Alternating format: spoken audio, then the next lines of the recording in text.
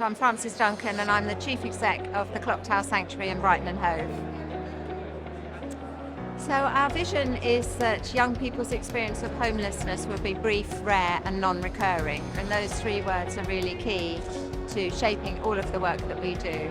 On the day-to-day we have a day centre in the middle of Brighton, and young people come and they can wash their clothes, get a hot shower, have a hot meal, but more importantly they can get support to help them to turn their lives around from where they are rough sleeping and have other issues that they're trying to address.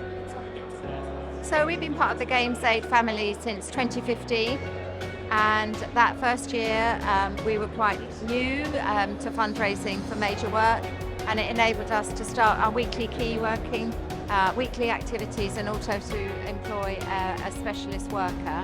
And we were able to stretch the money to lease a little bit more space so we could do some more work. So from the very beginning it's been really key to what we do and how we do it. And since then we've been awarded over £300,000 from GamesAid. So it's been a very significant partnership for us. Well, we still run those weekly activities and we still employ specialist staff, and we've expanded our floor space and developed it in partnership with the young people. And everything we get through the door enables us to keep the doors open, and in this year coming up that's particularly important, particularly with the anticipated increased numbers of young people experiencing homelessness.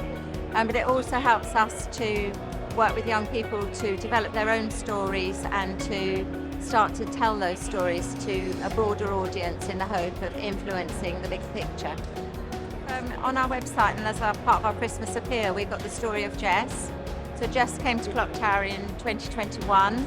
She was rough sleeping, she was using drugs and alcohol, and she was feeling really alone. So the first thing we did was get her into some emergency accommodation, and from there we were able to work with her on the things that she wanted to work on, and she's now been sober for a year.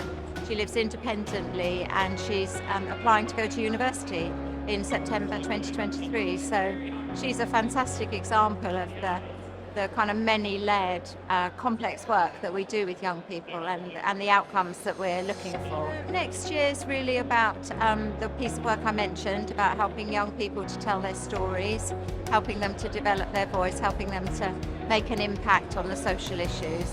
But it's also about developing services for demographic groups that are coming into the service now. So we're seeing a lot of people with neurodiversity, seeing more people identifying as queer, we're seeing more asylum seekers and refugees. So all of those groups, we need to be developing partnerships and services that are tailored to them and their particular needs. So the money from GamesAid will go towards some of that work. So we have a website, and also we have a high presence on social media platforms. They can visit the cts.org.uk, so that's CTS for Clock Tower Sanctuary, and then there's all of the things the ways that people can get involved or be helped by our services. So it might be fundraising by doing a Tough Mudder, or a corporate that wants to sponsor us or something like that, or it might be somebody wants to refer young people into the service. And a huge thank you to GamesAid from the Clock Tower Sanctuary.